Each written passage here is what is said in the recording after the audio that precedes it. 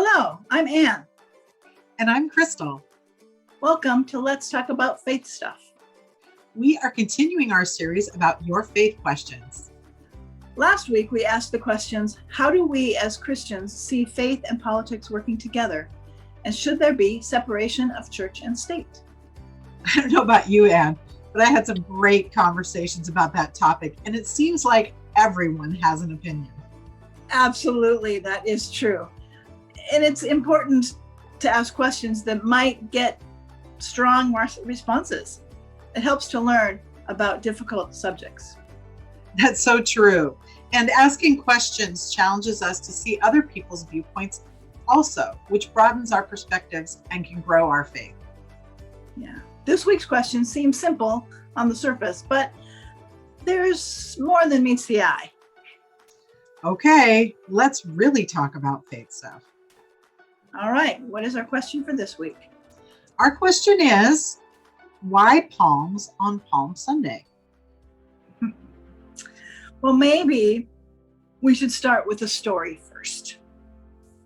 So the Bible tells us that Jesus rode into Jerusalem on a few days before he died. He rode in on a donkey and people waved palms and threw palms in his path, like a red carpet, I suppose. Yeah, and they were all shouting, Hosanna, Hosanna. And it was really a kind of like a parade almost, where you're celebrating what's happening. Yes. Yeah, for sure. And have you always, for me, I've always sort of wondered why the palms? What's the significance of the palms?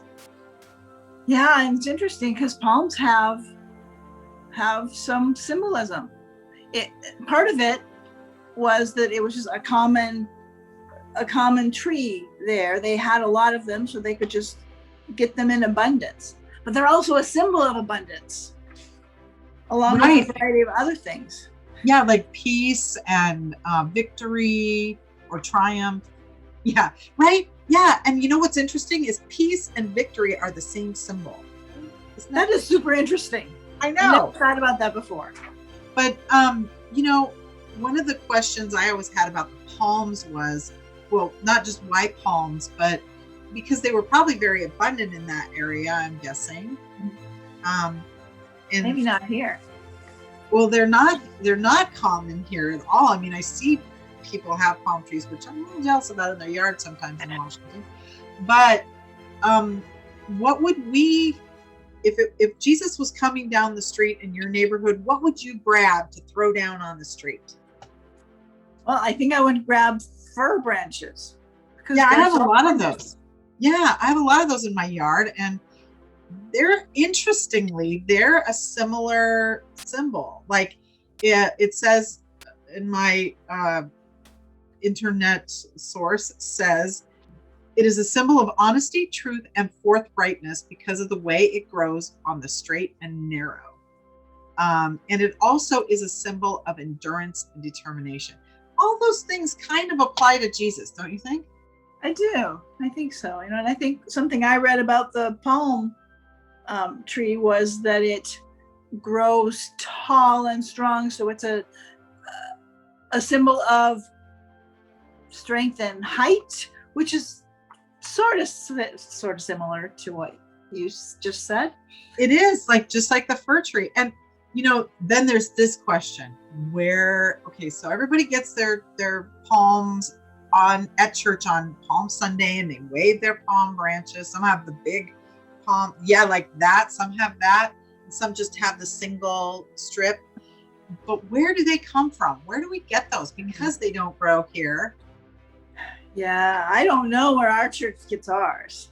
Well, I did a little research because I wanted to know. And I guess one of the biggest problems in the faith world is where the palms get sourced. I guess the whole forests have been destroyed in the interest of celebrating Palm Sunday. And, nobody wants that, right? So I looked into where our church gets them, and we get them from a responsibly, sustainably sourced source. And they teach their people how to do the harvesting so that the tree can continue to thrive, but also they pay their people a reasonable wage and they treat them with dignity and respect. So it's important to know those things. That's great. I think I'll be checking to see where ours come from too. I hope everybody does. I hope everybody does a little bit of research on where everything comes from. Thanks for joining us today. We hope that you will continue this conversation. Let's set up a challenge for this week. Find something that you buy regularly and do some research and find out where it comes from. Not just where it's made, but how it's made or sourced. I think you might be surprised at what you find.